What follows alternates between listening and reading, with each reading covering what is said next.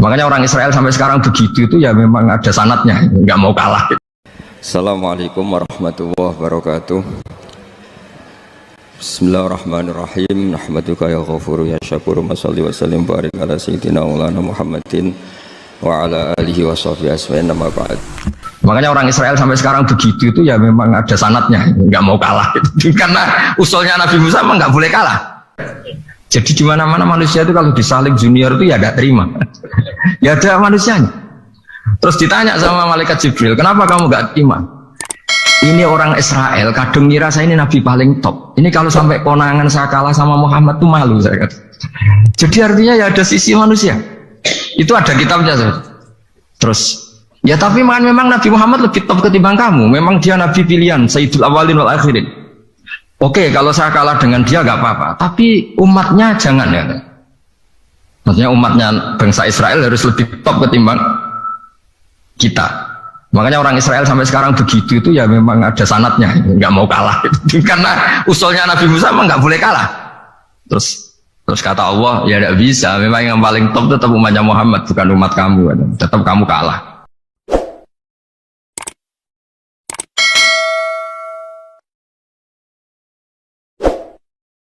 Assalamualaikum warahmatullahi wabarakatuh. Makanya orang Israel sampai sekarang begitu itu ya memang ada sanadnya, nggak mau kalah. Karena usulnya Nabi Musa memang nggak boleh kalah. Ketika Rasulullah melangkai makamnya Nabi Musa, makam itu status ranking lah kalau dalam bahasa Indonesia itu. Kalau bahasa Indonesia itu ribet, makam itu kuburan. Makanya orang Indonesia sering tanya saya, Gus, makamnya Nabi Ibrahim kok batu? Makam yang dekat Ka'bah itu bukan makam dengan makna kuburan, itu tempat yang dipakai Nabi Ibrahim membangun apa? Ka'bah. Cara Jawa pancatan itu. Nabi Musa itu gak terima, komplain sama Allah. Ya Allah, ini lebih junior ketimbang saya. Kenapa makamnya melangkai saya? Ini tidak fair. Jadi di mana-mana manusia itu kalau disalib junior itu ya tidak terima. Ya ada manusianya.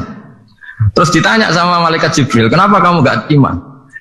Ini orang Israel kadang ngira saya ini nabi paling top. Ini kalau sampai konangan saya kalah sama Muhammad tuh malu saya kata. Jadi artinya ya ada sisi manusia. Itu ada kitabnya. Terus ya tapi memang Nabi Muhammad lebih top ketimbang kamu. Memang dia nabi pilihan, Sayyidul Awwalin wal Akhirin. Oke, kalau saya kalah dengan dia gak apa-apa. Tapi umatnya jangan ya. Maksudnya umatnya bangsa Israel harus lebih top ketimbang kita. Makanya orang Israel sampai sekarang begitu itu ya memang ada sanadnya, nggak mau kalah. Karena usulnya Nabi Musa memang nggak boleh kalah. Terus kata Allah, ya tidak bisa. Memang yang paling top tetap umatnya Muhammad, bukan umat kamu. Tetap kamu kalah. Sehingga setelah kalah dan menang itu kita terus tidak tahu. Misalnya begini ya, penemu komputer atau penemu mobil sama yang beli mobil itu hebat mana? Kalau bicara keilmuan ya hebat penemunya. Tapi kalau bicara kapitalistik, udah bikinkan mobil yang mewah gini-gini, nanti tanggal ini jadi ya. Hebat mana yang nyuruh sama yang disuruh? Kalau logikanya pakai gitu. Hebat mana yang nyuruh sama yang disuruh? Artinya kamu milih jadi mana? Penemu mobil, hebat kan? Tapi terus sama orang kaya diminta, bikinkan ini, speknya seperti ini, selesai di sini. Hebat mana? Nyuruh sama disuruh? Menyuruh. Tapi yang nyuruh tidak bisa bikin mobil, yang disuruh bisa. Pinter mana? Pinter yang disuruh. Tapi pertanyaannya, wong bisa nyuruh ngapain bikin sendiri? Pinter mana? Ini mohon maaf karena di sini banyak orang nggak jelas-jelas juga. Artinya terus subjektivitas manusia ini tetap ada gitu. Kalau bisa beli ngapain bikin gitu. Tapi kalau bisa bikin ngapain beli gitu. Nah mungkin perdebatan di kementerian atau di yayasan atau di kampung-kampung atau di apa mesti begitu. Dan itu di Mi'raj juga digambarkan bahwa antar nabi ini ya ada kompetisi. Wa fi dzalika falyatanafasil mutanafisun. Tapi bedanya nabi dengan kita itu satu. Nabi itu kalau keliru dengan tanda petik, Nabi itu kalau keliru itu jadi berkah. Itu bedanya kita. Kalau kita keliru kan keliru betul. Kalau Nabi itu tidak kelirunya itu jadi berkah. Ini Saya punya dua contoh kalau boleh dibahasakan ya, kekeliruan Nabi atau dengan tanda kutip kekeliruan Nabi. Tapi saya ulang lagi dengan tanda kutip. Nabi Musa itu ketika Nabi Muhammad ditanya, kenapa kamu dipanggil jauh-jauh? Disuruh sholat 50 rakaat. Nabi Ibrahim nggak komplain karena beliau Nabi yang baik. Semua Nabi nggak komplain kecuali Nabi Musa. Kata Nabi Musa, jangan Muhammad, bahkan itu. Bilang ke Allah supaya didiskon. Ya, Nabi kembali sama Allah, ya sudah tak kurangi 5. Turun lagi, masih berapa? 45. Masih kurang. Itu sampai 9 kali. Akhirnya terkurangi berapa? 45 rakaat. Itu Nabi Musa masih bilang, udah minta lagi keringanan. Itu kalau diruti nggak jadi sholat kan? Kalau satu lagi kan masih terus hilang itu kewajiban sholat. Nah, Nabi Musa sebetulnya itu bukan karena kasihan kita. Bukan, dia nggak empati dengan kita, beliau nggak empati sama kita, tapi gara-gara Muhammad, umatku yang lebih kuat, lebih ganteng aja nggak mampu melakukan sholat 50 rakaat, apalagi umatmu. Dia memang orang Israel kan ganteng-ganteng, kuat-kuat, jadi dia pede. Umatku yang lebih keren, lebih ganteng saja nggak kuat, apalagi umatmu. Jadi sebetulnya dia minta keringanan itu karena corong Jawa ngeprekno kita, menyepelekan kita bahwa. Makanya saya ingin memberitahu Nabi Musa kalau ada umatnya Rasulullah yang namanya Sayyid Ali Zainal Abidin yang satu hari sholat 1000 rakaat. Jadi nanti kalau ketemu Nabi Musa, ini 50 aja, ini kuatnya malah 1000. Nah akhirnya, tapi barokahnya Nabi Musa yang sentimen ini, sholat gak jadi 50 tapi 5. Itu bedanya Nabi sama kita. Ada contoh lebih ekstrim, kelirunya Nabi itu Nabi Yunus. Nabi Yunus, tapi keliru yang barokah, saya ulang lagi. Nabi Yunus itu memaklumatkan ke masyarakatnya, nanti itu kalau kamu tidak nurut sama saya ada azab. Anggap saja azab itu hari Kamis. Besok hari apa ya? Besok hari Kamis ya? Besok hari apa? Lupa hari ya. Rebu apa Kamis? Besok. Lupa hari ya. Kata Nabi Yunus, 3 hari lagi akan ada azab. Tapi kurang 2 hari, kurang sehari umatnya masih dalam kemungkaran, dalam kemaksiatan, masih hura-hura. Akhirnya Nabi Yunus bilang, sudah ini tinggal sehari itu mau ada azab. Tapi mereka tetap hura-hura. Akhirnya Nabi Yunus itu, coro Jawa itu minggat. Memang bahasa Arabnya abako itu pergi yang tidak pamit. Itu kalau kamu cari di kamus, abako itu maknanya itu minggat, pergi yang tidak pamit. Sama Allah dibahasakan abako. So, wong ra bener kabeh, udahlah tak tinggalkan. Setelah ditinggalkan, Nabi Musa disalahkan sama Allah. Kamu itu Nabi tidak diperintah hijrah kok. Hijrah, syaratnya Nabi kan mengambil keputusan apa saja berdasar wahyu. Tapi tanpa ada perintah wahyu, dia tetap keluar dari kampungnya itu. Keluar sama Allah disalahkan, wong Nabi kok minggat. Akhirnya ketika dia di kapal, di perahu itu, dulu itu ada mitos, kalau ada perahu mau tenggelam pasti ada yang minggat, diundi. Sampai 3 kali yang keluar dia, akhirnya tahu diri nyemplung ya. Nyemplung terus ditelan ikan nun. Pokoknya ikan besar lah. Diberi sanksi sama Allah, karena dia Nabi kok melanggar, diberi sanksi ditelan ikan nun. Telan ikan nun karena beliau seorang Nabi, perutnya ikan itu jadi masjid, dia baca tasbih terus. Tapi barokahnya dia minggat tadi asbako. Akhirnya 1 hari itu mau ada azab besar itu orang-orang nginceng rumahnya dia. Diinceng. Kalau betul ada azab, pasti orang ini lari. Masa ada azab dia di sini? Diinceng ternyata gak ada. Wah berarti bener ini ada azab. Buktinya dia gak ada. jadi unik. Akhirnya dicinceng gak ada terus dia, wah berarti ada azab betul. Hari itu masyarakatnya tobat semua karena, oh ini ada azab betul. Buktinya Nabi Yunus sudah lari, berarti dia tidak ingin kena azab. Padahal dia lari itu karena mangkel punya umat yang gak nurut tadi. Wah sudah. Setelah sekian hari dia cari-cari kabar.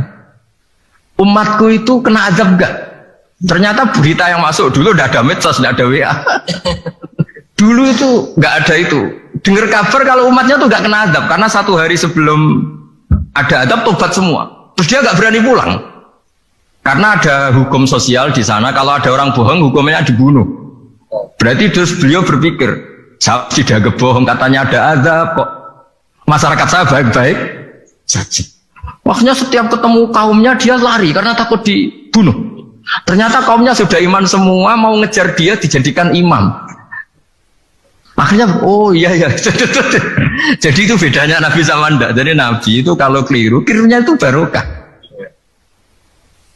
Makanya kita tidak usah ikut keliru, karena keliru kita ini pasti tidak barokah. Itu musibah itu. Jadi dulu ceritanya Anteng juga gitu. Yang namanya istri dua itu kan cemburu. Pertama Nabi Ibrahim punya istri namanya Sarah. Terus lama-lama karena belum punya anak, terus sama Sarah sendiri yang nyuruh supaya nikahi Hajar. Setelah punya anak cemburu. Kata Sarah, pokoknya saya nggak terima kalau kamu nggak ngelukai Hajar. Mulai dulu lelaki itu sudah pinter ngotak-ngatik. Kalau dilukai pipinya nanti tidak cantik. Apa ya? Yang penting ngelukai tapi tetap cantik. Terus ada Anteng itu. Anteng itu dulu ceritanya itu dilukai tapi tambah cantik. Nabi Ibrahim akhirnya melukai. Seneng Sarah karena sudah dilukai. Ternyata barokahnya dilukai itu jadi cak Anteng yang mempercantik perempuan. Padahal melukai istri itu kan tidak boleh. Tapi ini Nabi, ada saja cara yang dipilihkan Allah untuk ya tadi keliru saja barokah. Itu bedanya Nabi sama kita. Makanya disebut mimbabi hasanatil abrar sayyatul muqarrabin. Jadi Nabi sama seperti Nabi Adam. Nabi Adam itu dilarang Allah nggak boleh makan khuldi. Akhirnya makan terus harus hidup di dunia, terjadi dunia seperti ini. Tapi itu menjadikan harapan seluruh dunia bahwa Allah itu maha baik. Ketika ada yang diberi sanksi, tetap diminta tobat dan dianjurkan tobat. Dan Allah berjanji setiap yang tobat pasti diterima. Sehingga terus kita sampai sekarang nggak pernah putus asa karena sudah diberi contoh bahwa bapak kita yang pernah salah dijanjikan tobat dan Allah pasti menerima tobat itu. Jadi ini bedanya kita dengan Nabi. Jadi semoga lewat pengajian ini atau ngaji bareng ini kita tahu kalau kita ahli astronomi atau ahli meteorik mungkin takut kita kejatuhan meteor. Kalau ahli gempa mungkin takut lempengan kita gini terus gempa. Kalau ahli tsunami takutnya tsunami. Kalau ahli sosial takut chaos. Mungkin yang ahli perbankan takut ras. Jadi kalau nuruti takut itu ya takut lah. Tapi cobalah kita iman lagi. Tadi kata Bu Menteri sudahlah punya hasbunallah wa ni'mal wakil, ya sudah, Indonesia pasti akan baik-baik saja dan kita akan selalu berharap dengan kecerdasan, dengan ikhtiar, tapi kita akan selalu berdoa kepada Allah Subhanahu wa taala. Karena permusuhan ini tidak bisa dihindari. Jadi kalau dalam fikih Islam ini anak-anak saya ajari fikih. Kalau orang mukmin membunuh orang mukmin itu hukumnya dosa besar apa kecil? Besar. Itu di bab kisos. Tapi orang fikih itu unik. Di fikih itu ada kitab usial namanya. Di takrib ada kitab usial. Dan di situ ada penjelasan mangkutila dunamali fahuwa syahid. Orang yang dibunuh karena membela hartanya atau keluarganya, itu dia mati syahid. Kalau dia posisi membunuh, maka malingnya atau penjahatnya muhaddarun damu. Gak punya hak nuntut kisos karena dia anggap gak ada artinya darah. Nah sekarang begini. Suatu saat ada garong ke rumah Anda, ingin membunuh Anda karena ingin mengambil harta Anda. Anda ingin ingat status mukminnya atau status garongnya. Terus kamu mau dibunuh diam aja. Saya tidak mau membunuh orang mukmin atau membunuh orang muslim. Nah, kesulitan yang dialami Sayyidina Ali seperti itu. Orang-orang Khawarij cara berpikir Ali ku geblek. Wong mukmin kok pengen mateni wong mukmin. Muawiyah ya geblek pisan. Wong mukmin kok pengen mateni orang. Padahal suasana sudah kacau. Ketika seorang penjahat mau membunuh yang punya rumah dan yang punya rumah ingin membunuh penjahat. Itu namanya mukmin bentrok sama orang mukmin. Apa orang benar sahibul hak ingin mempertahankan haknya? Tidak sampai saya tanya. Itu sahibul hak, yaitu yang punya rumah ingin mempertahankan haknya. Meskipun dalam duel ini kadang terjadi pembunuhan. Nah di sini ini ya, ulama ahli sunnah menyebut masalah istihadiyah. Kelompoknya Sayyidina Ali mempertahankan nyawanya meskipun dengan cara membunuh pasukan Muawiyah. Pasukan Muawiyah juga mempertahankan nyawanya meskipun harus membunuh pasukan Ali. Zaman itu susahnya istihad seperti itu. Tapi orang Khawarij cara berpikir enggak, ini biang keladi masalah itu Ali sama Muawiyah. Mereka malah rapat, ya sudah dua-duanya bunuh saja. Ya masyhur tuh, akhirnya Sayyidina Ali dibunuh oleh orang Khawarij. Makanya ini penting ya, pentingnya ngaji seperti ini. Jadi kamu harus dilatih berpikir nubuwah. Ya dilatih berpikir apa? Nubuat disebut al ulama warasatul. Meskipun dengan cara yang ekstrim, tapi pikirannya saja, jangan perilakunya. Saya punya contoh sekian kasus, sekian tragedi. Misalnya begini, saya itu dulu punya teman, dia soleh, bisa baca Fathul Mu'in. Dia itu janggal, bilang sama saya, Gus, tidak biasanya Rasulullah itu agak-agak nyindir orang fakir. Ini kok ada hadis kadal fakru ayakuna kufur, bahwa kefakiran itu mendekati apa? Kekufuran. Dia itu aneh sekali. Biasanya tidak biasanya Rasulullah kritik seperti itu. Walhasil ini singkat cerita, anak ini ngalami satu trauma. Dia itu miskin. Gara-gara miskin gitu jadi buruhnya orang non muslim. Dan sering disuruh nganter majikannya itu ke tempat-tempat lokalisasi. Dia mulai mikir, ini gara-gara fakir saya harus nganter orang ke lokalisasi. Mulai ingat dia, sedekah Rasulullah ini gara-gara fakir saya jadi pengantar orang ke lokalisasi. Suatu saat majikannya itu benar-benar bangkrut, malah tidak disuruh nganter. Pokoknya carikan yang cantik bawa sini. Pusing. Nah, dia akhirnya walhasil lari terus keluar. Terus dia cerita betapa ekstrimnya fakir, sehingga gara-gara fakir saya harus jadi penolong orang yang mau apa mak. Anda boleh berpikir ekstrim, tapi ekstrim dalam melawan kemungkaran itu tadi. Saya nggak boleh jadi fakir, tapi takutnya fakir yang nanti jadi alat kemak. Imam Ghazali juga punya contoh seperti itu. Imam Ghazali pernah marah besar ketika tren di Baghdad itu orang belajar fikih semua. Hatta layakuna thamma tabibun illa min ahli dhimmah, kata beliau. Sampai di Baghdad itu tidak ada dokter kecuali orang kafir dhimmah.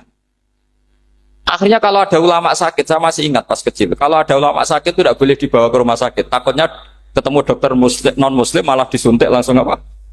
Mati. Akhirnya ulama saat itu berfatwa, orang Islam harus ada yang jadi dokter. Banyaklah gus-gus yang sekolah ke dokter.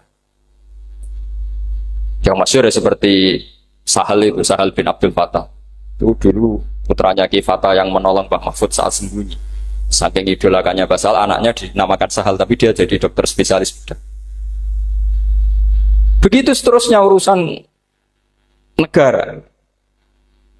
Dulu itu orang jabat itu tidak boleh, karena jabat itu dekat dengan syubhat, dekat dengan haram. Tapi gara-gara pejabatnya non muslim, kalau bikin aturan ya ala non muslim. Ulama akhirnya sadar, andikan kita yang jabat pasti tidak seperti itu.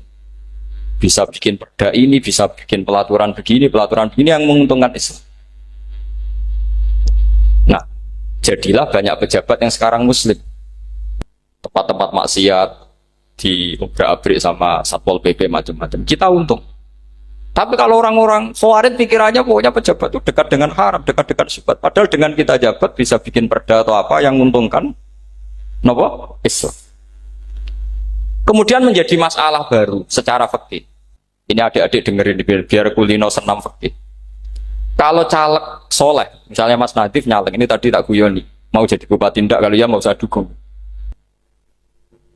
Jadi misalnya gini ya, Zaid sama Bakar, misalnya Bakar itu orang soleh, mau jadi calon lurah.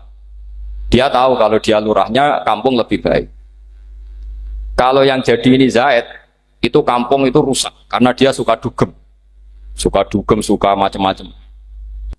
Kemudian Zaid ini pasti jadi karena beli suara. Misalnya per kepala itu dibeli 50.000. Bakar ini kalau nggak beli suara kalah. Padahal dengan kalahnya Bakar artinya kemenangan kemungkaran. Itu zaman era Fathul Mu'in, muridnya Ibnu Hajar Al-Hitami. Ibnu Hajar muridnya Abu Zakaria Al-Ansori itu fatwa. Yang soleh ini wajib beli suara, bukan boleh, wajib beli suara. Tapi ini namanya tidak nyuap, perlu dicatat, ini namanya tidak nyuap. Jadi tidak bisa kamu kaitkan misalnya ar-rosi wal murtasi finnar. Yang nyuap maupun yang menerima suap adalah sama-sama di neraka. Tidak bisa seperti itu, karena logikanya dibalik. Sekarang Bakar ini beli suara itu untuk membeli kebenaran, untuk mengawal kebenaran. Zaid beli suara untuk menopang kebatilan. Berarti namanya bakarnya ini penyuap atau pembeli kebenaran? Pembeli kebenaran. Harus dibedakan. Nah ini pentingnya ulama. Memang nyatanya seperti itu. Yang dikatakan nyuap, riswah itu adalah membayar uang li'ibtolil haqqi untuk membatalkan kebenaran atau membenarkan kebatilan. Itu namanya nyuap. Tapi kalau mengeluarkan uang untuk menghakkan barang hak dan membatalkan barang batil, itu namanya uang perjuangan. Nah ini pentingnya mikir. Jadi ulama itu mulai dulu sudah kreatif. Nah sekarang sudah banyak orang-orang khusyuk yang biasa di masjid khusyuk. Kalau ditanya zaman akhir rusak kabeh, wong soleh-soleh wis nyuap. Kalau orang soleh ini tidak nyuap ya tidak jadi. Kalau nggak jadi mereka nggak ada yang jadi DPR, nggak ada partai Islam, habis malah Indonesia. Saya itu punya kenalan banyak pakar-pakar di Jakarta, itu cerita saya Pak Bahar. Indonesia itu solusinya gampang. Kita ini punya Bali, punya Batam. Itu kalau Bali dimakaukan, Batam dikayakan Hollywood. Amerika kaya itu bukan karena hebat. Pornografi dijual, tinju di Nevada itu dijual, di Las Vegas dijual, apa saja dijual. Kok tidak kaya itu gimana? Sementara Indonesia mau aur-auran gitu sukan partai Islam. Sebenarnya Indonesia gampang, kalau ingin kaya Bali itu dikayakan Hollywood atau dikayakan Makau, jadi kota judi. Batam dijadikan kaya Las Vegas. Itu transaksinya pasti triliunan. Orang kamane wong wudo dijual, judi dijual, orang tinju dijual. Tapi gara-gara ada partai Islam, nyari rumus solusi ekonomi itu yang tidak seperti itu. Akhirnya kangelan. Akhirnya rapat isu. Tapi barokah tetap barokah partai apa? Yang menangnya caleg-calegnya rata-rata ya beli. Kalau tidak beli habis. Saya bukan menghalalkan nyuap, enggak. Kalau nyuap tetap haram ila yaumil qiyamah. Tapi kalau suratul masalah seperti ini kamu mengatakan suap itu beda. Ini suratul masalah yang tidak ada kaitannya dengan asal lawannya batil, kecuali lawannya sama-sama hak. Dua calon di kampung itu soleh sama soleh. Ini yang soleh bayar nggak boleh karena siapapun yang jadi soleh itu tidak boleh. Makanya kalau cari musuh yang dolim biar halal ya. Sekarang ya seperti itu. Kamu biasa heroik, biasa ngasih kiai kamu, ngasih hadiah kamu, biasa ngasih ibu kamu uang. Ternyata ibu kamu setelah kamu kasih uang, dikasihkan adik kamu atau kakak kamu yang nggak pernah kerja, terus kamu marah-marah, ini tidak adil. Saya yang memberi nggak dikasih, ini yang nggak kerja dikasih terus. Loh kamu biasa jadi pahlawan kok turun kelas menjadi apa? Pasien. Kamu milih jadi pahlawan apa pasien? Pahlawan. Jadi sebetulnya faham-faham ekstremis ini dari kegoblokan. Dari kegoblokan berpikir nubuwah sehingga tidak punya rasa ibadah. Nah ini yang menjadi orang-orang ekstrim. Jadi korban pertama ekstremitas itu bukan sahabat tapi Rasulullah SAW, yaitu Nabi dibilangin oleh mereka, "I'dil ya Muhammad, kamu kalau bagi harus adil." Pikiran mereka kalau adil sama rata sama. Jadi kalau pakai pikiran itu, saya minum di sini itu haram. Mau ndak ikut bikin kok minum. Enak tamu, toko-toko mangan, sing masak kangelan nuru. Itu jadi edan bareng. Itu sama seperti kasusnya Bahram Al-Majusi. Dia itu seorang raja kaya, punya anak cantik. Dipikir-pikir, anakku ayu dirabi nang liya rugi, sing gedhekno aku sing rumah aku dirabi wong liya. Maka dia berpikir mau dinikahi sendiri. Karena tadi melihat Mas Nadif ya orang Kenya tadi, apa Nigeria. Malah gak layak itu maksudnya untuk orang. Ini Mas Nadif ini termasuk harus mendukung gerakan tidak ekstrim. Nyawanya masih itu karena barokahnya beliau agak-agak gitu. Tapi nggak sampai liberal ya, agak-agak pokoknya itu. Karena ketika ada gerakan ekstrim di Mesir, itu termasuk dia DPO. Ternyata setelah ada intelijen, beliau pas buka itu nggak makan dulu tapi rokok dulu. Wah ini mesti orang sekuler, nggak ekstrim. Akhirnya nyawanya sampai sekarang itu barokahnya rokok pas iftar itu pas. Nah tanya ini masih hidup, iya mas ya. Ya pernah sepuh sama saya. Jadi Pikiran-pikirannya Bahram itu seperti itu. Walhasil akhirnya Bahram itu menikahi anaknya sendiri. Masyhur itu dalam cerita. Jadi ceritanya itu ada seorang wali tidur di Masjid Haram sama Rasulullah, ditemuin gitu. Terus kata Rasulullah, salam saya untuk Bahram al-Majusi. Ternyata dicari-cari nggak ada Bahram lain kecuali Bahram yang berdua, bahkan anaknya sendiri mau dinikahi. Ya cara berpikir karena seperti itu. Kalau kita berbuat banyak harus dapat. Itu bahaya. Bahaya sekali karena kalau dalam teori beragama itu al-yadul ulya khairum minal yadis sufla. Kalau biasa ngasih ya ngasih saja, itu heroik. Itu bagus. Jangan biasa ngasih sekarang bermental apa? Makanya saya itu kalau ngajar di pondok yang dulu pernah saya belajar di situ atau yang pernah sepuh itu, dikasih itu bingung. Karena saya ya masih waras itu, jadi kalau dikasih itu bingung. Tapi banyak juga guru-guru yang dulu ngaji lama setelah ngajar di pondok alma maternya nuntut, itu saya tidak tahu itu. Itu sudah ada agak-agak kayak itu tadi. Walhasil si Bahram tadi itu, ini cerita harus saya teruskan karena nggak boleh diputus. Dapat salam dari Rasulullah, ternyata di balik nakalnya dia itu pas mau bulan pertama, malam pertama itu ada seorang janda sepuh ke situ. Ganggu dia tentu ya. Ketika dikejar pulang lagi sampai 3 kali. Dia tanya, kenapa Bu kamu begitu? Katanya, saya ini anak-anak saya kelaparan. Kalau saya pulang anak-anak saya nangis minta makan. Saya ingin minta Anda. Tapi setelah saya ingat Anda ini majusi, saya mukmin, saya mukminah, saya pulang. Ya sudah Bu, kamu di rumah saja. Nanti saya kirimi makan. Dikirimi sendiri, padahal dia seorang raja, orang kaya. Barokahnya itu dia dikasih tobat sama Allah. Dan paginya ketemu tamu yang mengirimkan salam dari Rasulullah SAW. Akhirnya Bahram ini menjadi muslim. Tapi intinya berpikir seperti tadi itu salah, bahwa kalau saya jasa banyak harus mendapat apa? Ini cara berpikir orang-orang Khawarij. Iya, saya pernah ditanya seorang dosen. Gus, saya ini kalau baca sejarah perang Badar atau perang Uhud, yang saya tidak nerima itu satu. Kenapa setiap ghanimah, harta orang kafir dan istrinya orang kafir kok disita orang Islam, dan yang perempuan jadi amat, kemudian juga digauli orang Islam, yang hartanya orang kafir juga jadi asetnya orang Islam, kok kayak garong. Dia tanya seperti itu sama saya. Terus saya jawab, kalau sampean ada garong dan kemudian bawa senpi, senjata api, kemudian garong Anda, penjahat Anda lumpuhkan, ya senpi itu harus Anda kembalikan. Monggo penjahat ini kagungan jenengan beto wangsul. Karena ada milik Anda, harus dikembalikan. Wah, tidak bisa Pak, kalau saya kembalikan pasti dipakai jahat lagi, dipakai kriminal lagi. Ya sama, kalau asetnya orang kafir dikembalikan ke orang kafir akan menjadi aset kekafiran lagi untuk menghancurkan kita. Nah, perempuan juga sama. Perempuan itu alat produksi. Jika perempuan tadi dikembalikan ke orang kafir, maka kamu menolong populasi orang.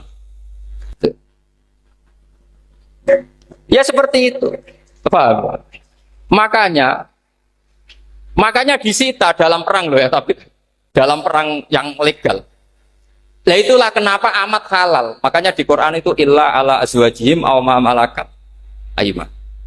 Paling enggak itu masih ada ulama atau pemikir atau ustadz siapa saja yang bisa memahami logika apa? Nanti kalau ulama ini sudah meninggal, orang akan mencibir Islam dengan cara mengatakan Islam itu jabar, yaitu menyita hartanya orang kafir dan istrinya orang kafir setiap kali terjadi perang. Karena pemikiran ini pasti sama-sama kutubnya, sama-sama ekstrim. Ya ini penting saya katakan. Makanya masyhur itu perdebatan Sayyidina Ali dan Muawiyah. Ini saya kutip sedikit. Ini ya sama-sama berpikir ekstrim, tapi ekstrim yang baik. Walhasil dalam satu kerja bakti di Masjid Kuba, itu ada sahabat namanya Ammar. Ini di depan umum, ini penting. Kalau dalam ilmu hadis di depan umum ini penting karena nanti menjadi mutawatir. Beda dengan hadis yang Nabi ngendikan sama 1-2 sahabat, namanya hadis ahadi. Di depan umum Nabi guyon gini sama Ammar, ya Ammar waihak taktuluka alfiatul baghiyah. Ammar, kamu ini nasib kamu itu agak sial. Karena nanti yang membunuh kamu itu kelompok yang tidak apa? Benar. Al-fi'atul baghiyah itu kelompok yang tidak benar. Itu disaksikan sekian sahabat.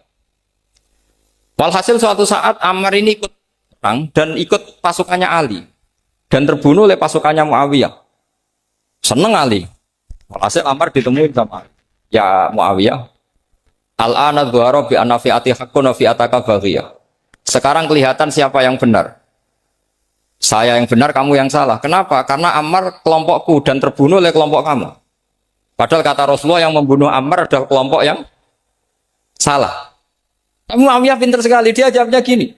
Laula kama kutila Ammar. Ammar terbunuh karena bela-belain kamu. Kalau kamu tidak nyuruh dia perang juga nggak terbunuh kan. Jadi kamu ikut andil, terbunuhnya siapa? Ammar. Tapi apa kata Sayyidina Ali?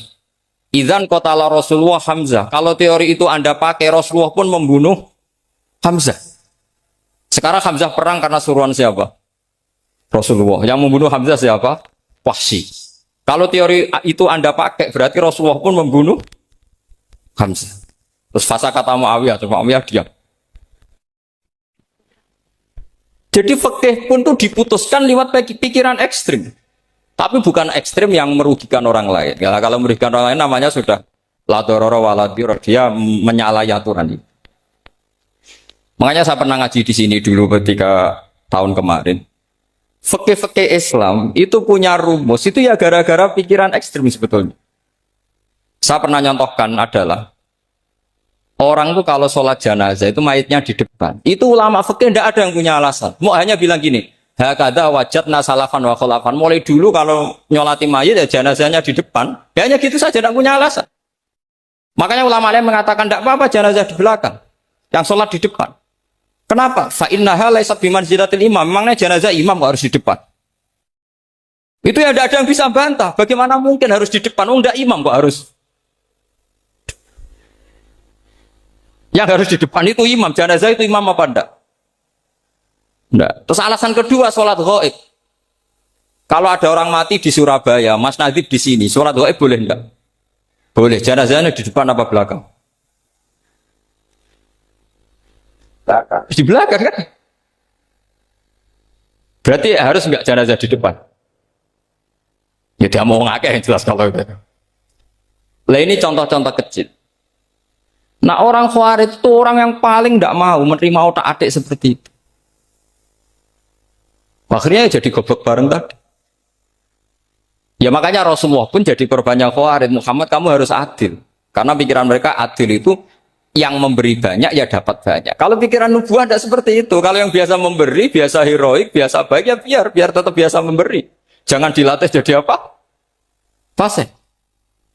Ini mungkin adik-adik juga agak keberatan, tapi harus dilatih. Makanya saya itu jadi kiai itu ya mulai kecil anaknya kiai butuh kiai. Saya itu ya mulang tuh senang. Saya tidak pernah terlintas dikasih santri atau dihormati ya enggak. Mungkin sampai mati ya enggak terlintas. Ya pikiran saya sederhana.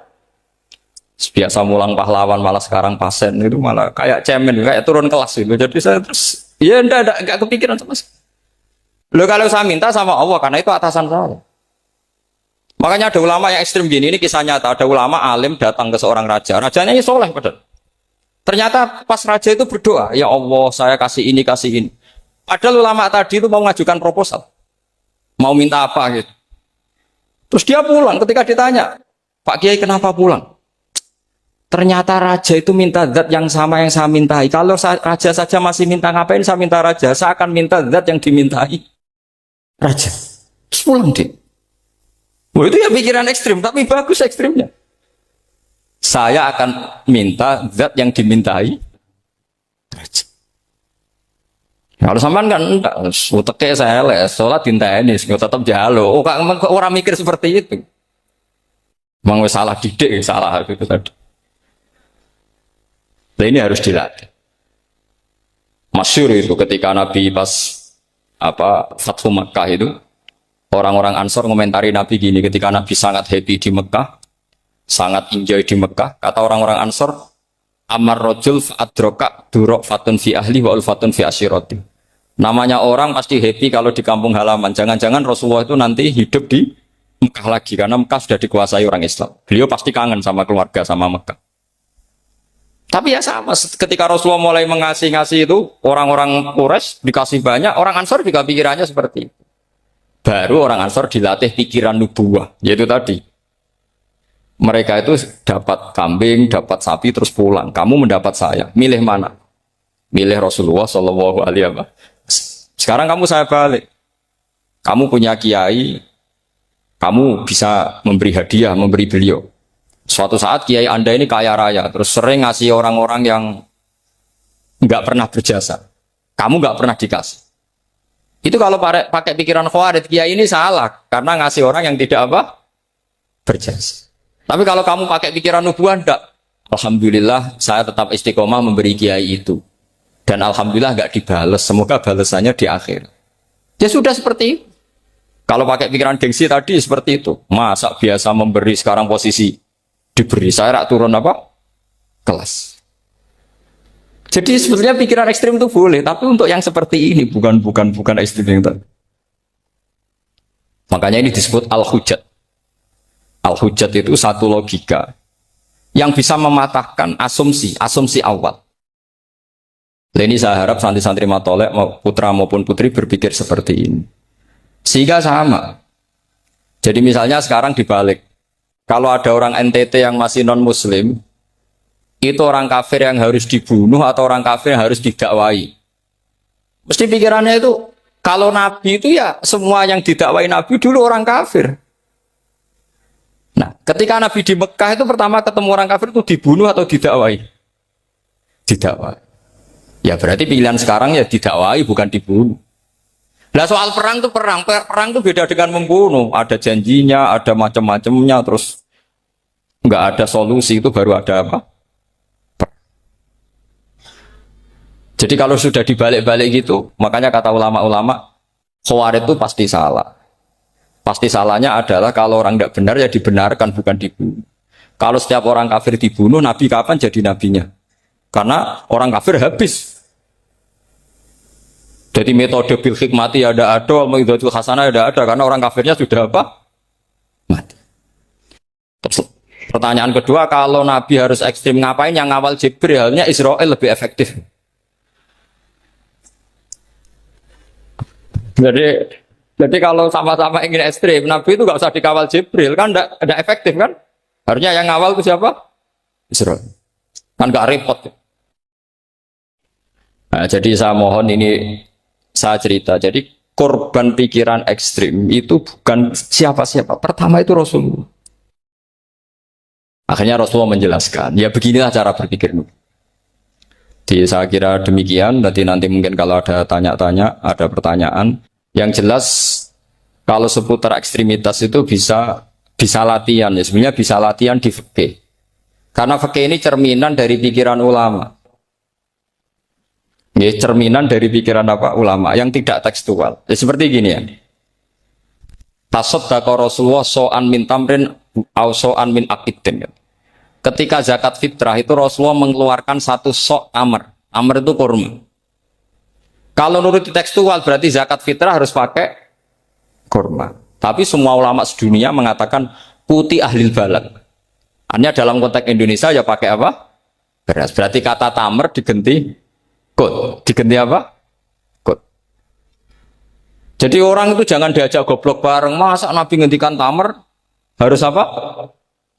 Makanya saya pernah debat. Pak Nabi itu cingkrang. Kenapa orang-orang itu rata-rata tidak cingkrang? Saya bilang, Nabi itu hidupnya di Mekah. Kenapa Anda hidup di Indonesia? Iya, Nabi itu hidupnya di Mekah. Terus saya tanya lagi, Nabi itu hafal Quran, kamu udah hafal? Saya hafal Quran. Kalau cingkrang gampang, karek ngetok kata saya. Ya, kalau anak sunnah Rasul Nabi hafal Quran, enggak hafal kan? Berarti kalau ikut sunnah Rasul hafal Quran. Jangan cingkrak tok, ya hafal apa? Ya sama poligami juga gitu yang tadi diceritakan Mas Natif itu. Nabi itu poligami setelah Khadijah meninggal. Apa mereka mau nunggu istri pertama meninggal? Kalau ingin persis loh. Kalau ingin persis nunggu istri pertama meninggal. Iya. Enggak mau juga kan? Ya biasa saja lah. Pokoknya yang dihalalkan syariat ya kita bilang halal, yang diharamkan kita bilang apa? Nggak usah sok suci si sunnah Rasul. Saya punya banyak cerita. Abu Bakar itu dulu sering menghindari sunnah Rasul. Dulu Rasulullah itu kalau ada orang minta ya dikasih. Ketika Abu Bakar bikin Baitul Mal. Ketika ditanya ini zaman Rasulullah tidak ada. Kata Abu Bakar, huwa Rasulullah. Beliau itu Rasulullah. Mau gak di-manage ya negara tertib. Umar bikin pasukan. Pasukan itu diangkat negara. Kalau dulu zaman Nabi yang ikut perang bahaya, yang tidak perang namanya munafik. Era Umar enggak, militer itu ditunjuk. Dia digaji pakai Diwanul Murtazikoh. Ketika ditanya, kenapa enggak kayak Rasulullah? Huwa Rasulullah, mbok enggak tertib pun tetap negara stabil. Karena ada karismanya. Jadi kadang-kadang dalam banyak hal, itu kita malah enggak boleh persis Rasulullah. Karena kadang banyak khususiyah. Yaitu contoh yang paling masyhur di fikih ya kayak Nabi itu Neka 9 itu khususiyah. Dalam strategi juga sama. Dalam strategi memanage negara juga sama. Banyak sahabat yang punya ide yang zaman Nabi itu tidak ada. Ketika ditanya, kenapa tidak persis Nabi? Katanya, huwa Rasulullah. Ya Rasulullah itu meskipun seperti itu, meskipun tidak tertib secara rasional, tetap dikawal wahyu. Makanya negara baik-baik saja. Kalau saya ini hanya Abu Bakar, kalau tidak ya repot. Umar ya sama, bikin Diwanul Murtazikoh. Utsman juga sama, di-manage negara. Sayyidina Ali juga di-manage. Kalau Nabi tidak. Tapi tidak apa-apa karena ada karisma. Sama tak cerita nih, masalah zakat yang masyhur. Orang paling bakhil sekalipun, paling kikir sekalipun itu zaman Rasulullah bayar zakat. Karena pikirannya setelah zakat dikasihkan, Rasulullah mendoakan. Khudh min amwalihim shadaqatan tutahhiruhum wa tuzakkihim biha wa sholli alaihim. Inna sholataka sakanul lahum. Era Abu Bakar enggak. Sorry ya Abu Bakrin, dulu kita zakat sama Rasulullah karena didoakan beliau. Kamu hanya Abu Bakar, saya tidak mau zakat.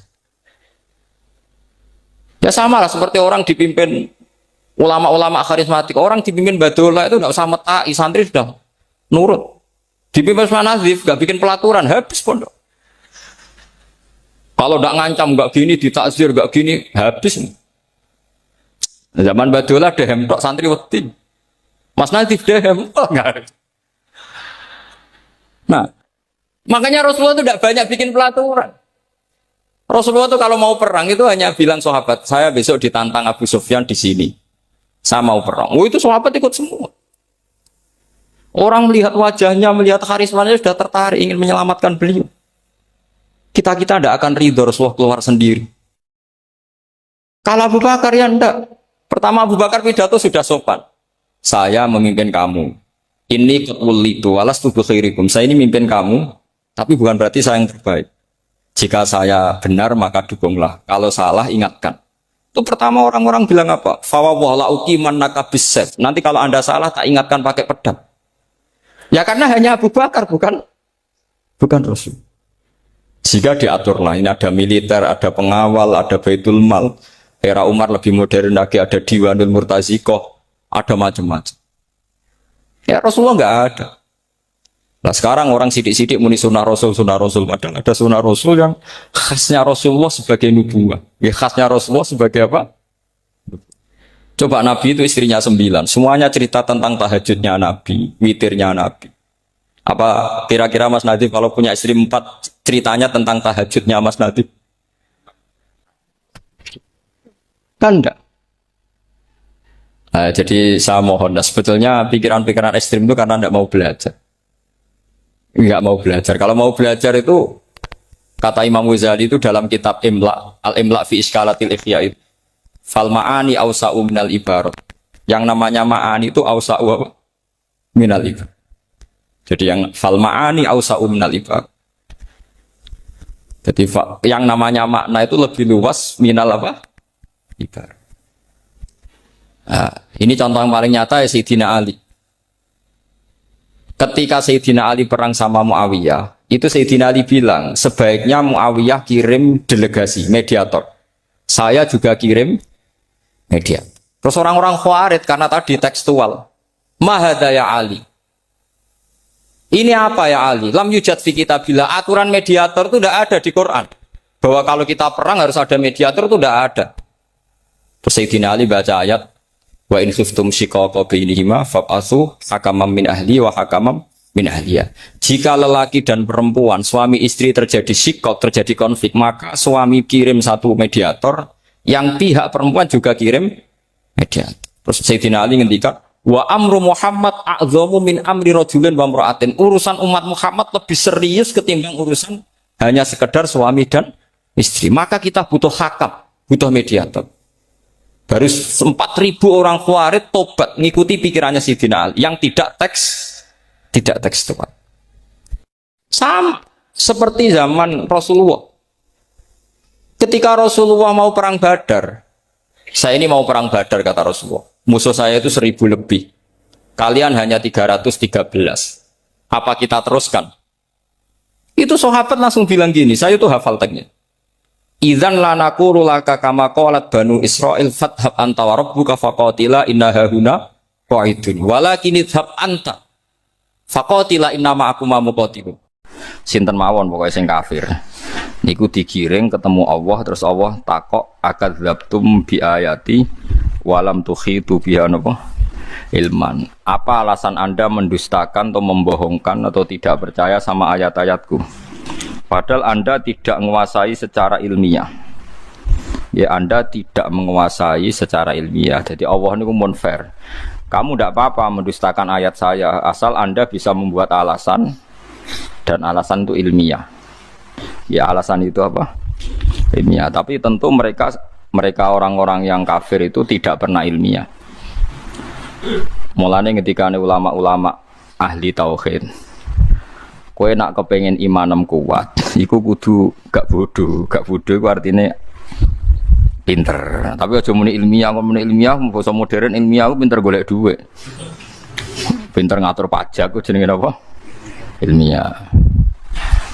Ilmiah itu ngeten kan, mbon sampean ngandel kula mon. Ilmiah sing kowe mesti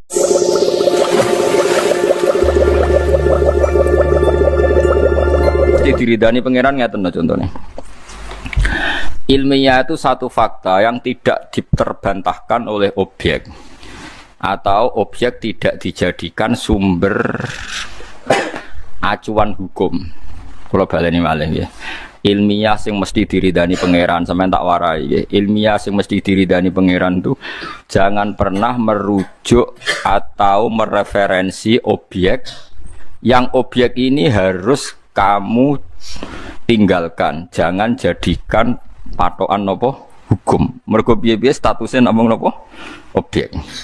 Jadi rasionale Quran itu gampang. Misalnya ngeten, contoh paling nyata. Ketika Kanjeng Nabi ngendikan sok mben niku wong sakwise mati dadi lemah, dadi tulang belulang, niku ditangekno saka kubur terus menghadapi hisab. Nggih, menghadapi napa? Hisab. Terus wong kafir komentar, "Aidza mitna wa kunna turaba wa idzaman a inna lamab'utsun." Sebagian ayat macam-macam lah tentang. Sekarang sampean tak bedai. Terus orang kafir lebih ekstrim lagi. Ada tulang belulang yang sudah membiru sekali, diremes, tentu kan terus hancur lebur, terus disawurno ning wajah Kanjeng Nabi. Masa kayak gini nanti bisa bangun lagi. Kanjeng Nabi mental mawon, ngadepi wong gendeng wis mental mawon. Lama-lama mereka lebih ekstrim lagi. Faktu bi abaina in kuntum shadiqin, kalau kamu benar Muhammad, orang-orang yang sudah mati bangkitkan. Nanti kita tanya apa ajaran kamu benar atau salah. Berarti ada 3 hujjah ya, 3 logika yang dibangun orang kafir. Masa barang hancur bisa kembali lagi. Terus 2, buktikan bahwa yang sudah mati bisa bangun lagi. Terus kamu Muhammad harus bisa membuktikan. Kamu Muhammad harus bisa membuktikan. Kemudian teori ini kelihatan salah kalau kamu punya ilmu, ya. Punya ilmu cara pengiran, ya. Ora ilmu kados urusan pajak, golek duit, mboten niku mboten ilmu niku. Niku wong kepengin mapan, ya. Tapi mboten napa?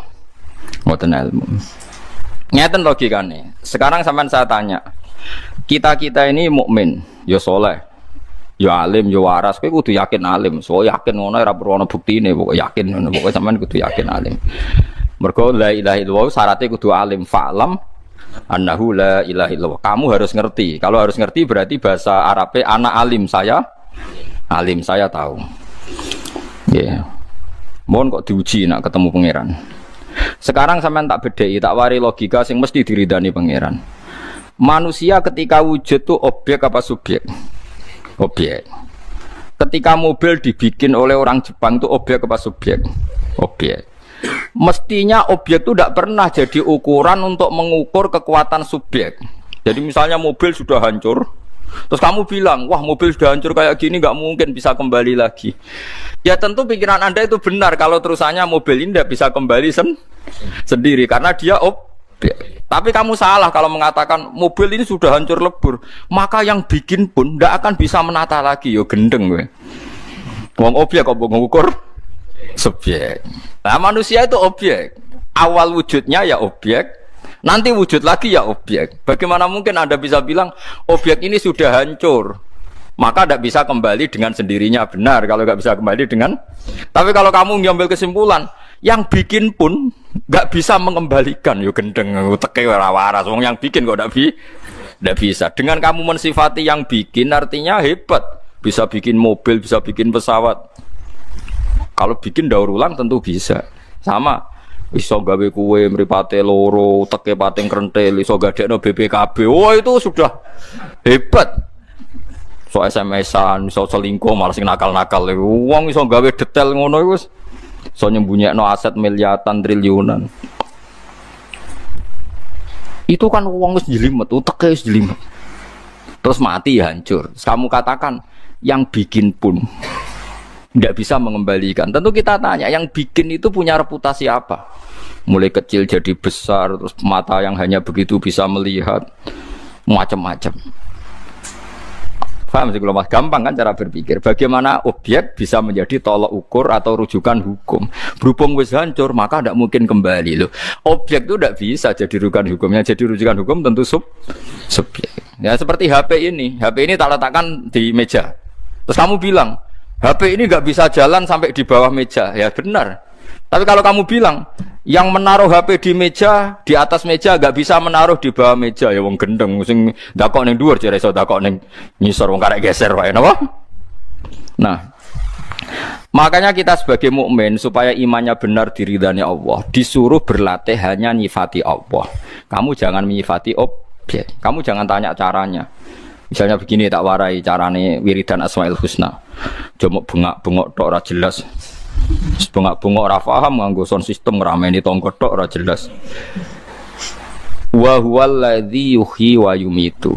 Itu enggak usah objek. Allah itu zat sing yuhyi yang menghidupkan. Terus yumitu yang matikan. Kamu enggak usah mikir caranya gimana. Pokoknya Allah itu yang menghidupkan. Zaman sekarang kita hidup pun kita tidak pernah tahu kenapa sekarang masih hidup. Saya pun tidak tahu, kamu pun tidak tahu. Coba sampean tanya, kenapa kamu sekarang hidup? Karena punya nyawa. Kenapa ada nyawa? Terus nyawanya di mana? Sekarang sedang apa nyawa itu? Bentuknya kayak apa? Kamu kan tidak tahu. Pokoknya tahu-tahu hidup. Ya sudah, kita hanya nyifati Allah yang menghidupkan. Caranya gimana? Mbah saya tidak tahu. Zaman saya wujud ya tidak tahu, zaman saya hidup ya tidak tahu, tahu-tahu ada, tahu-tahu punya banyak masalah. Ya sudah gitu saja. Nanti tahu-tahu mati. Ya sudah, setelah mati objek ini terserah subjeknya. Nanti mau dibikin apa? Nak minati Allah dadekno sampean api neraka ya dakok neraka, nak Allah ngersakno ning swarga ya ora roh. Wis kare anut ngono. Berhubung anut wis pokoke falam. Anahu lah harus tahu. Jadi lucu orang kafir. Terus pertanyaan kedua, mereka mengukur kebenaran kalau Muhammad bisa bangkitkan orang dari kubur. Kalau betul teori Anda betul orang bisa mati dan hidup lagi. Coba yang sudah mati bangkitkan. Pertanyaannya adalah, terus Muhammad dianggap gak mampu. Nyatanya kayak reso nangeno sing mati, berarti kayak bohong. Nah, mereka yang lebih bohong. Mereka pakai ukuran kebenaran dengan tolok ukur yang mereka ciptakan sendiri, yaitu ukuran orang mati bisa bangun adalah orang mati sekarang bangun. Pertanyaannya adalah, yang punya ukuran itu siapa? Kan mereka. Mereka punya ukuran bahwa yang sudah mati harus dibangunkan untuk ditanya apakah betul bisa bangun apa enggak.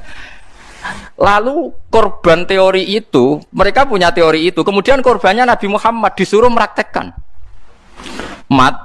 Nak pancen wong mati kuwi iso urip meneh, saiki wong mati tangekno. Lho yang ingin nangekno itu Kanjeng Nabi Muhammad apa mereka? mereka.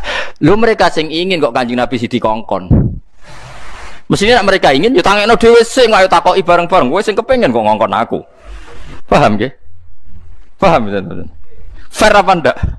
Enggak fair kan mereka yang ingin tapi Nabi Muhammad sing dadi korban.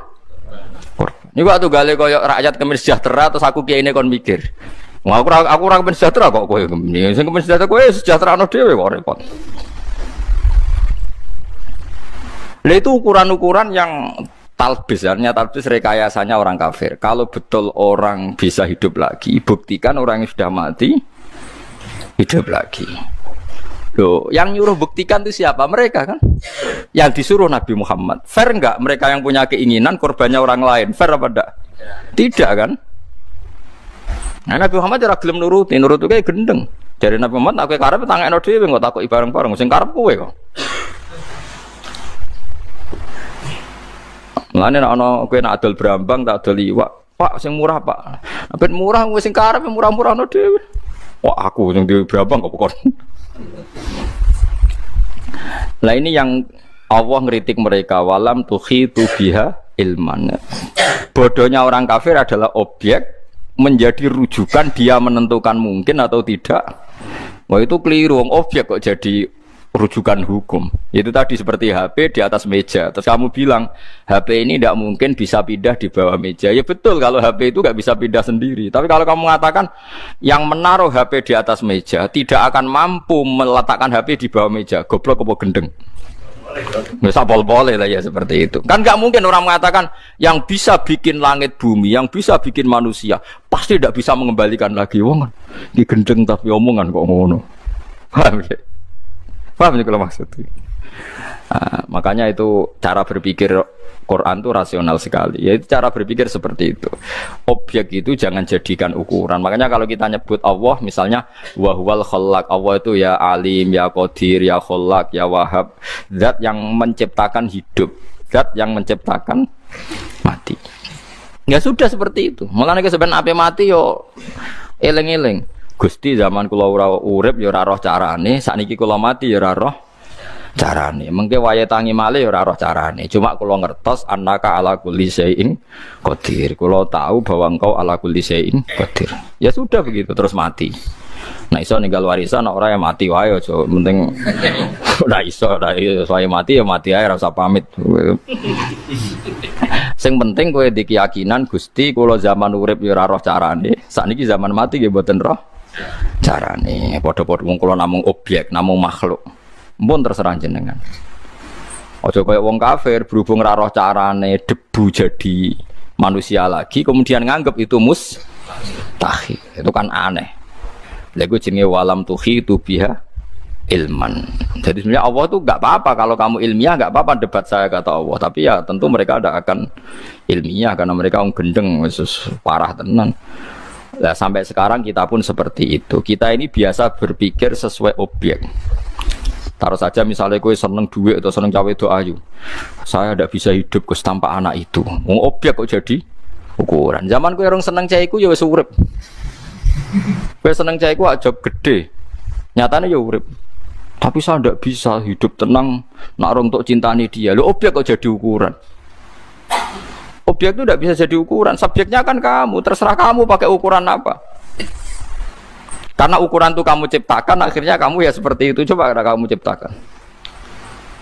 Misalnya kowe rondo angkuh sithik. Wong kok bergantung cawe itu. Aku wong lanang kok bergantung cawe itu. Nak disenengi ya keren, senengi ku ino, gak ada harga diri. Ngono kan mulai agak egonya agak hidup, agak normal. Wah senengi ku ino, disenengi ngono keren. Mulane Nabi itu jarang seneng wedok, tapi disenengi. Kabeh Nabi ganteng-ganteng. Kok apa iku isin nabine seneng tapi gak disenengi. Ya dadi jenenge Nabi Yusuf ku ganteng. Zulaikha wedan roh Nabi Yusuf. Mergo napa? Nabi Muhammad tuh ganteng-gantenge wong. Jenenge sinten niku sapa sing anak wong Yahudi Sofia nggih. Sofia binti Huyai niku anake raja. Niku wis ngerti nek Nabi garwane kathah. Niku nderek perang bapake mau kepen roh wong kok terkenal ganteng-gantenge sepiro. Melok perang padahal dekne ning anake kiai cara melok perang. Mau kepengen roh gantengnya Nabi Muhammad. Bareng roh gue ganteng tenan terus rai ini gak mungkin. Nak rai goroh gak mungkin. Apa dekne menangi debate bapake sama pamane iku debat. Padha-padha tokoh Yahudi.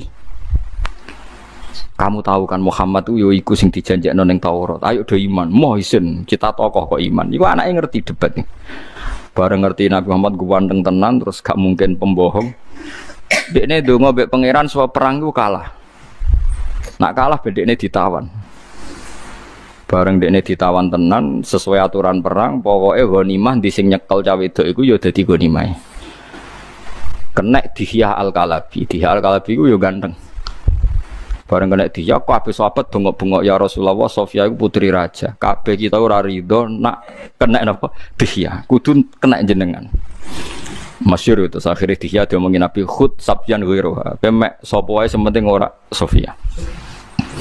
Akhirnya Sofia itu ditawani Nabi, kowe milih tak balekno keluargamu tapi bayar fida, bayar tebusan, opo rasa bayar tebusan tapi dadi bojoku. Dari Sofia, dia milih dadi bojone jenengan. Kok dekne edan Nabi ku zaman urung perang. Kok Nabi ganteng. Ana alamate wong keramat iku ya disenengi ora kok seneng, paham gitu. Lah nek seneng ora pati keramat. Paham ya, seneng ora pati. Aku wis disenengi iku kondang berarti. Kaya Nabi sinten Yusuf, Nabi sinten Nabi Muhammad. Pancen ngoten aturane ngoten. Dadi kula baleni malih tak warai, mergi niki masalah ridane pangeran mbek boten iki taruhannya berat. Nganti wong kafir kan merangi, wong Islam kan dukung dawuhe pangeran liyahlika man halaka am bayyinati wa yahya man hayya am bayyinah. Kersane pangeran niku nak wani urip ya urip sing ngerti bukti kebenarane Allah Subhanahu wa taala. Dadi wa yahya man hayya ambayinah, nak wani urip ya urip sing roh bukti kebenarane Allah. Ya kebenaran Allah termasuk kitabullah, Rasulullah dan sebagainya. Carane piye? Carane wow. Kita jangan tersandra, jangan terjebak berpikir menjadikan objek menjadi panutan hukum. Kowe aja kaya wong kafir berhubung lemah iku ora mungkin dadi manusa meneh. Nggih. Tanah gamane manusa wis dadi tanah kok. Was mustahil. Lah mergo miskin mustahil objek. Paham ya? Mobil yang sudah hancur itu objek. Terus kamu mengatakan nggak mungkin kembali lagi. Ya tentu tidak bisa kembali lagi. Tapi kalau Anda ngomong pabrik mobil ini tidak bisa nata ulang, pasti orang mentertawakan Anda. Bagaimana mungkin pabrik yang bikin tidak bisa mengembalikan seperti semula? Tentu bisa. Nah, sampean saiki tak walik saiki. Terus Allah ngendikan misalnya gini di hadis-hadis ya lewat wahyu. Somben tempat sujud itu bersaksi. Jadi lemah sing mbok sujud ya bersaksi, sing mbok maksiat.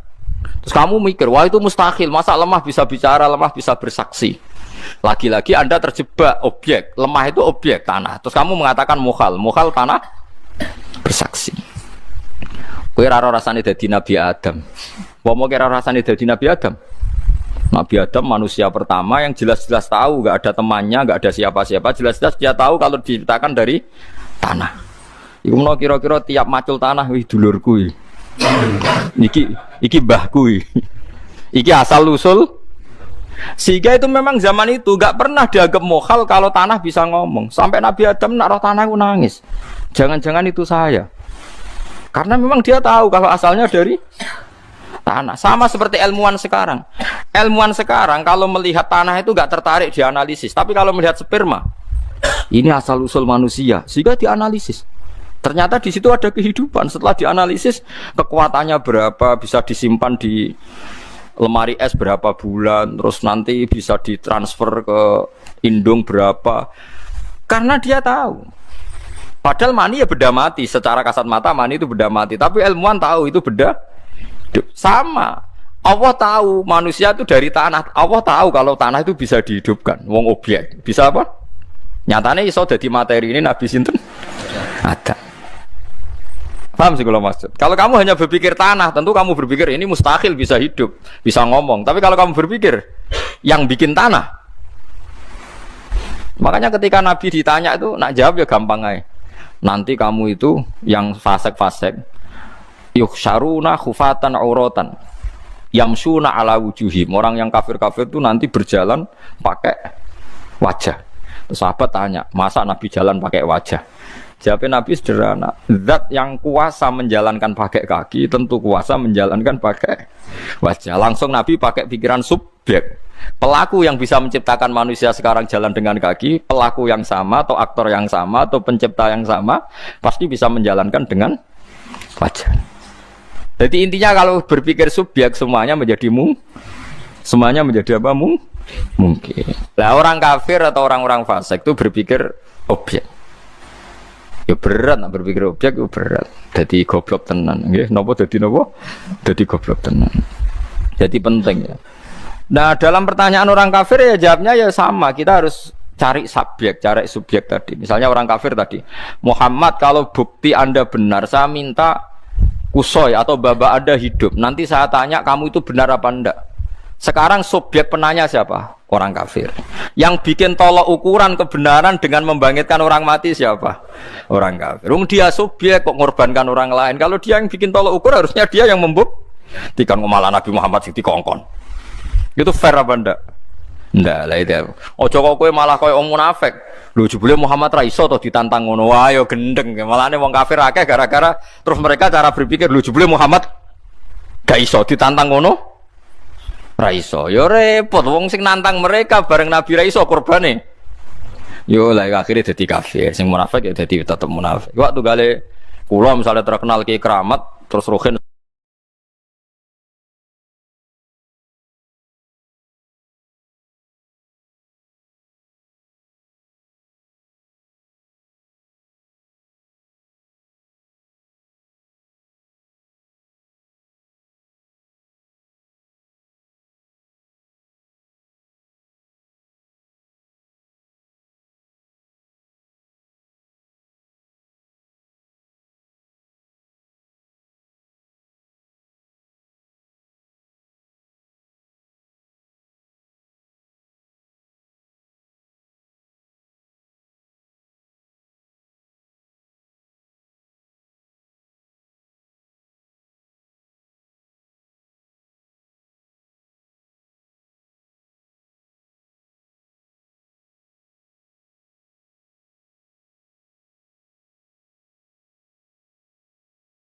sowan. Gus nak jenengan keramat tenan. Niki lho jagung, jenengan dongakno dadi emas. Nak ora tak percaya ke keramat. Wong sing kepengin kuwe kok korbane aku. Bareng aku ra iso tenan mulai wae jebule Gus wae wong biasa. Ndadekno emas iki ra iso. Lho yang ngukur kan dia. Yang ngukur dia, yang ingin dia kok aktore kon wong li. Wong li. Mulane kiai ku jogeman terkenal dongane mandi, ora apik. Mari kok masyarakat tuh gawe ukuran dhewe. Lan kula nu jarang donga. Pemenang donga pilkada loro, salami templek 200.000 wae, bareng ra dadi, jebule dongane ra mandi. Salam templek 200.000 jalukno dadi napa? Bupati, bareng gak dadi jare dongane kiai ini. Ra mandi. Dal ra dadine mergo medhit iki. Gelem tuku larang ya tetep dadi zaman akhir. Ngerep kepala kayak 200.000 mesti napa? Dadi. Ya ngarepe wong kiai ini 200.000, malah masyarakat ora dikeki kon dadi. Jadi kita sekarang tuh seperti itu. Jadi sampai banyak orang kafir, orang munafik itu mergo dawe pangeran walakinna aktsarahum iku ya jalun kadang diredaksekno layak kilun. Memang enggak punya akal. Kenapa enggak punya akal? Karena objek menjadi tolok ukur. Akhirnya tolok ukur ternyata subjek bukan apa? Objek. Eling-eling. Eling-eling tenan oke. Dadi mulane wong kafir dikritik Allah walam tuhitu biha ilman. Iku waktu gale ngeten. Nabi Ibrahim ditakoki mbek sinten Namrud. Pangeranmu ku sapa? Nabi Ibrahim ya jawab, pangeranku yuhyi wa yumit. Qala rabbiyal ladzi yuhyi wa yumit. Pangeran iku sing uripno sing mateno. Terus jare Namrud, nak ngono wae aku iso. Ya nak ngono wae aku iso. Terus dekne ana wong dibarau urip, ana sing dipateni. Jare dekne nguripno mateno. Nah, seperti itu enggak bener. Karena terjadi tidak sambung. Wong Nabi Ibrahim cerita pangeran kok dia cerita awake dhewe. Jadi orang kafir itu enggak sambung. Mulane tiyang alim sing belajar Quran itu ngertos betapa rasionalnya Quran. Quran itu tidak mau bahas sesuatu yang tidak terkait. Nggih bahas sesuatu yang tidak Terkait itu tadi, kalau orang kafir nuntut Nabi Muhammad orang apa tadi mati dihidupkan lagi, kemudian itu dipakai tolok ukur kebenaran Nabi Muhammad, harusnya mereka yang membangunkan, karena mereka yang punya teori itu, yang menginginkan itu. Jangan Nabi Muhammad yang dituntut napa membangunkan. Nanti kena dadi canom penti sepeda motor, coba wong tuamu sing mbok kongkon, sampeyan kowe kok wong tuamu sing mbok kongkon. Lan dunia zaman akhir kacau. Angger kepengin wong liya sing di berkat sejahtera. Indonesia ekonomi naik sekian, jari sapa aku ya ora sugih. Wah yo kacau. Wae ukurane ngono, menteri hebat, presiden hebat nak kasih